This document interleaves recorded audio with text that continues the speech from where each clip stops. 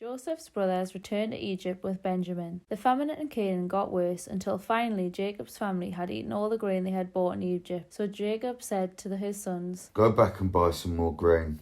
Judah replied, "The governor strictly warned us that we would not be allowed to see him unless we brought our youngest brother with us. If you let us take Benjamin along, we will go and buy grain, but we won't go without him." Jacob asked, "Why did you cause me so much trouble by telling the governor you had another brother?" They answered, "He asked a lot of questions about us and our family. He wanted to know if you were still alive and if we had any more brothers. All we could do was answer his questions. How could we know he would tell us to bring along our brother?" Then Judah said to his father, "Let Benjamin go with me, and we will leave at once, so that none of us will starve to death. I promise to bring him back safely, and if I don't, you can blame me as long as I live. If we have wasted all this time, we could already have been there and back twice." Their father said, "If Benjamin must go with you, take the governor a gift of some of the best things from our own country, such as perfume, honey, spices, pistachio nuts and almonds. Also take along twice the amount of money for the grain, because there must have been some mistakes when the money was put back in your sacks. Take Benjamin with you and leave at once. When you go in to see the governor, I pray that God all-powerful will be good to you, and that the governor will let your other brother and Benjamin come back home with you. But if I must lose my children, I suppose I must." The brothers took the gifts, twice the amount of money, and Benjamin.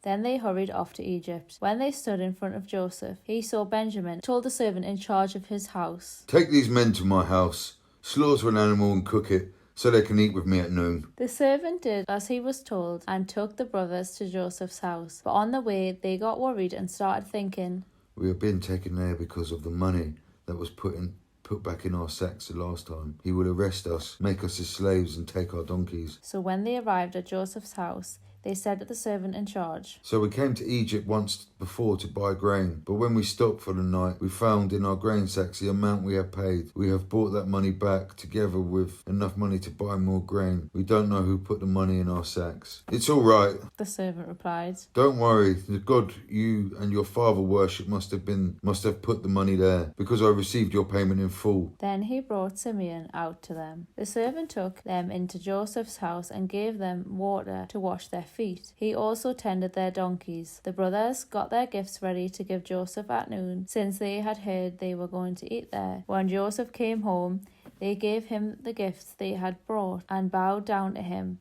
After Joseph had asked how they were, he said, "What about your elderly father? Is he still alive?" They answered, "Your servant, our father, is still alive and well." And again they bowed down to Joseph. When Joseph looked around and saw his brother Benjamin, he said, "This must be your youngest brother, the one you told me about. God bless you, my son." Then, because of his love for Benjamin, he rushed off to his room and cried. After washing his face and returning, he was able to control himself and said, "Serve the meal." Joseph was served at the table by himself, and his brothers were served at another. The Egyptians sat at yet another table because Egyptians felt it was disgusting to eat with Hebrews. To the surprise of Joseph's brothers, they were seated in front of him according to their ages, from the oldest to the youngest. They were served food from Joseph's table, and Benjamin was given 5 times as much as each of the others. So Joseph's brothers ate and drank with him and had a good time.